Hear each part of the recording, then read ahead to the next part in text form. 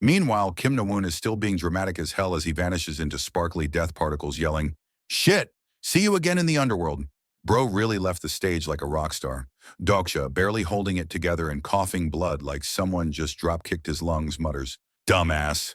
I'm never going back there again, idiot." Ding! Notification. Giant soldier Pluto has been dismissed. Yeah, goodbye to that big boy. Dokja, still half dead but stubborn as ever, drags himself over to the fable weapon. And who's still hanging around like a cockroach after a nuke? Duke Sizebits. Bro's face is still twitching with rage, eyes glowing like someone just activated his final boss form. He's yelling, "You bastard! I've heard about you from the Wenny men," which, let's be honest, sounds like a fake gossip group. He keeps ranting, "Even if you kill me, you'll never survive because you..." But nah, Dokja wasn't in the mood. Mid-monologue, Dokja just shanks him with no hesitation. Ding! Notification parade begins. You have defeated Duke Sizebits. You've earned 200,000 coins. You've taken down the dictator of the industrial complex. Massive W. And then Ellen rushes over, sees Dokja about to collapse like a knocked-out RPG character, and goes, "Where's the Duke?" Dokja, with the last bit of dramatic flair left in him, replies, "He's dead." Now Dokja drops to the ground like a guy who just finished a 5-hour boss raid with no food or sleep. And boom, more notifications start flying in. You've defeated the dictator of the industrial complex. You are not the revolutionary. Succession has been canceled. You didn't follow the normal scenario route. Succession transferred to the most reputable being in the current scenario. Hidden scenario in progress. Kill the real revolutionary to enter the main scenario. At this point, Dokja's just laying there like, "Yup, called it. Just because I killed the big guy doesn't mean I get the reward." Typical. He starts wondering, maybe Yu Jung-hyuk got the succession rights instead. Wouldn't surprise me. Then he turns to Ellen, weak as hell, and asks, "How bad is it? Tell me quick." Ellen's like, "You've got 10 minutes. Wait." Dokja, "Great. That's just enough time for some trauma and a plot twist." Ellen, curious now, asks, "Why are you even looking for the revolutionary?" And Dokja just drops it casually like it's not a big deal. "'Cause I gotta kill them to move to the main scenario." Ellen's like, "Ah, I see." Then she kinda trails off. "You can live, because I..." But Dokja cuts in, not in the mood for emotional confessions. He starts piecing the puzzle together. The revolutionary, they were probably ranked earlier. They must have been trying to hide, run away. Then silence. Dokja stares into space. "Still, I'm sure they came out and fought. I bet they did. Don't cry, I'm not dying." Yeah, bro said that while half his blood was probably decorating the floor. But then the real conflict kicks in. Dokja thinks, if I kill the revolutionary here, then every story I've been building, it's all meaningless. Classic Dokja dilemma. He's not trying to be the villain in someone else's narrative. Not again. So he makes a decision. There's gotta be another way. And like always, he turns to the one thing he trusts. "Ellen, do you have the thing I asked you to make?" Ellen pulls it out. Some kind of mysterious device. Ding. New device obtained. Synchronization has started. Dokja's vision is blurry. He's barely hanging on. But he's still thinking, "I'm a reader. All the answers. They're in here." Even now, his brain's flipping through chapters like a human Kindle. There must be a way. In ways of survival, there's always a way. Then his vision fades out again. Damn it. I can't even see anymore. And then, hidden scenario. Self-proclaimed revolutionary has been cleared. You have become the revolutionary. Congratulations. You've officially entered the main scenario. Exile penalty has ended. Your incarnation form is recovering. Your deteriorating fables are being restored. That's right. Against all odds, Dokja didn't even have to kill anyone this time. He won. He blinks, dazed, looking around. Everyone's alive. Ellen's okay.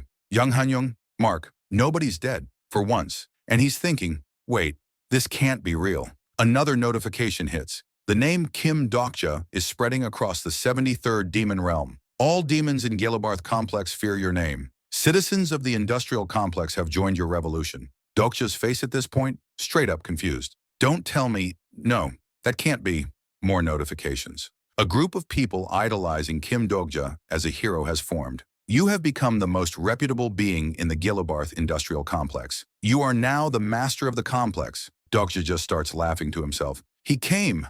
Ellen's like, who came? Dokja grins. The real Yu Jung-hyuk came. But there's one last thing he forgot to check. Kim Dokja should have checked his smartphone first. So he pulls out his phone, barely able to lift his hand, and there it is. A message that might change everything. 3 ways to survive in a ruined world. First revision, text, roll credits, dramatic zoom. The screen fades to black. And then, creak. You hear the squeaky sound of a hospital bed rolling. Yeah, Dokja is being wheeled around like a half-dead ragdoll. And boom, a notification pops up like a game quest alert. You currently possess the succession right to the Galabarth Industrial Complex. Hold up, what? When did this guy apply to be a CEO? Then we get this dramatic narrator voice, probably some bored system admin in the sky, going through Dokja's resume. How did Kim Dokja become the revolutionary and gain succession rights to the Galabarth Industrial Complex? Because Kim Dokja killed the dictator of the Galabarth Industrial Complex. Huh? Dokja's just lying there, confused like, excuse me? Who? Me? He starts putting the pieces together like some murder mystery. Someone out there actually pretended to be him, started building a reputation under his name, got people to believe it, and yeah, straight up assassinated the dictator. Like he didn't do any of that, but someone did, pretending to be him. You see why this man has trust issues? Right then, the system goes full drama queen mode with a pop-up. The star stream is correcting the scenario error. A new fable related to you has been scheduled. Dokja's like, oh great, now even the universe is writing fanfiction about me. He starts thinking, not many people could pull off that kind of crazy impersonation. Like not just acting like Dokja, but pulling off dictator-level murder and walking away with clout. Then it hits him. He's like, wait, could it be Yoo Jung-hyuk? That bastard must be in the Galabarth Industrial Complex. And you'd think he'd be pissed, right? But nah, this man actually gets all sentimental. He says out loud, at first I was honestly happy. Like, damn, that guy really invaded an entire industrial complex just to save me. And then he immediately flips and is like, hold up, there's no way he knew I was in trouble. He's not a constellation. He shouldn't even have access to this damn channel. So now he's back to the original theory. Yoo Jung-hyuk found out Dokja was impersonating him, got pissed, and came charging into the demon realm just to ruin Dokja's life. Right at that moment, Aline walks in like, yo, chill, you're being healed. Stop squirming. She tells him it's basically a miracle he's even alive, and his fable's so damaged it could collapse if he moves too much. Just lie down and shut up. But she reassures him, if he just rests a bit, he'll be fine. Dokja, ever the philosopher, lies there and thinks, maybe it's because I'm back in the main scenario. Even my breathing feels different. So this is what it feels like to have a real story. Boom! Aline just smacks him out of nowhere and he yelps, ow, ah! And she goes, I told you not to move. And as if things weren't dramatic enough, the notifications start spamming him like he just got 100 new Instagram DMs. Your current fable configuration is incomplete. Dokja sighs like, let's check the backlogs. Some constellations are asking about you. Constellations in the channel are greatly impressed by your performance. He's like, great, I'm trending now. Just what I needed. Then more come flying in. 3,000 coins have been sponsored. The constellation Prisoner of the Golden Headband is nodding at your confidence. 4,000 coins have been sponsored. Dokja's heart gets all warm and fuzzy. Man, it's been a while since I got donations. I'm actually touched. And then, boom, the chapter finale-worthy announcements roll in. The 20th main scenario has ended. Main scenario, Demon Realm Revolution, cleared. Reward compensation is delayed due to excessive skip in the scenario. Fable compensation is pending. Dokja's lying there like, okay, yeah, sure, a little messy, but at least we're getting through the scenario spam. Then, some constellations are curious about your identity. Some want to invite you to their nebula. Someone is eyeing your fable weapon. Great. Now he's got space gods sliding into his DMs, trying to recruit him or steal his stuff. Dokja thinks, well, at least he hasn't shown up yet.